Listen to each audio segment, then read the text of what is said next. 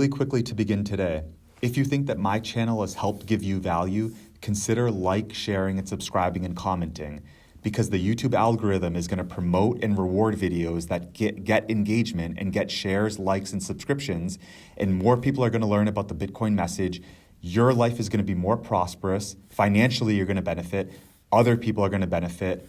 Everyone's going to benefit. So if this channel has helped you, consider liking it. It's free for you, and it'll put more money in your pocket, and it'll put more money in the pocket of everyone else that gets helped. If you love Bitcoin, the message will get spread that much quicker. So consider liking and sharing it.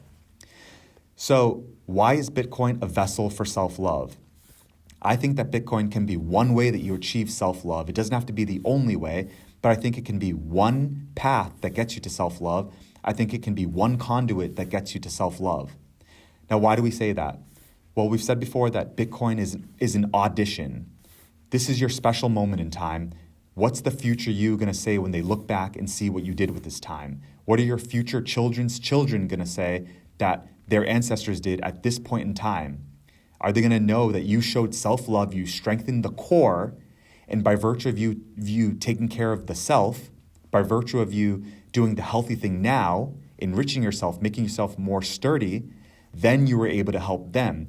Did you first show self-love to then be able to help the community, to then be able to help your future lineage? What did you do with this time? They say on an airplane, in an emergency, put your oxygen mask on first before you can help anyone else. If you're not healthy, you won't be able to help anybody else. Bitcoin is all about self-reliance. So again, come back to center, take good care of yourself, and then you'll be fortified to be able to take care of everybody else. Now, I've noticed since this topic today is about self-love, a lot of times we feel the love that we have for ourselves sometimes eroding by how other people react to us. It's so true that we all want to be a part of a tribe. That's normal. We're humans. We want to be a part of the cohort, be a part of our social milieu, but sometimes we can feel sad when it feels like the tribe doesn't want to go on the path that we're going. They forget about us, they leave us, they think that we're weird because we're on the Bitcoin journey. We're doing this nuanced, small niche thing. Remember, only 5% of the world have Bitcoin. 5% of the humans on planet Earth have Bitcoin. So it's not going to be uncommon that you're going to feel alone, but don't let that erode your self-love. Self-love has to be self-generated. So on this path of Bitcoin, you might sometimes be a loner, but don't let that erode your self-love. How other people are reacting to you is not your concern, is not your business. That's not going to impact your self-love, or it shouldn't, even though it's normal that you want those friends. Still treat them great, show them, a lot of love, show them care, show them warmth, only show them positivity. But it's normal if you feel alone when a lot of people are going to leave your side because you're on this interesting, nuanced, different, weird path. Sometimes people can think it's weird, of the path of Bitcoin. Now, one thing that's helped me transmute and get beyond that feeling is that I flipped the frame, and I tell myself that I think it's cool to be lonely. I think it's cool to be alone. I think it's cool, genuinely, I think it's so cool to be sad. I think it's so cool sometimes to be confused and sometimes to be anxious. I don't want to stay in that place forever, but I think that in those moments when I am anxious, alone, and sad, I look back and I think that was so cool because I had a chance to come out of that. I had a chance to be a victor, to be victorious. I had a chance to be legendary, to come out of it.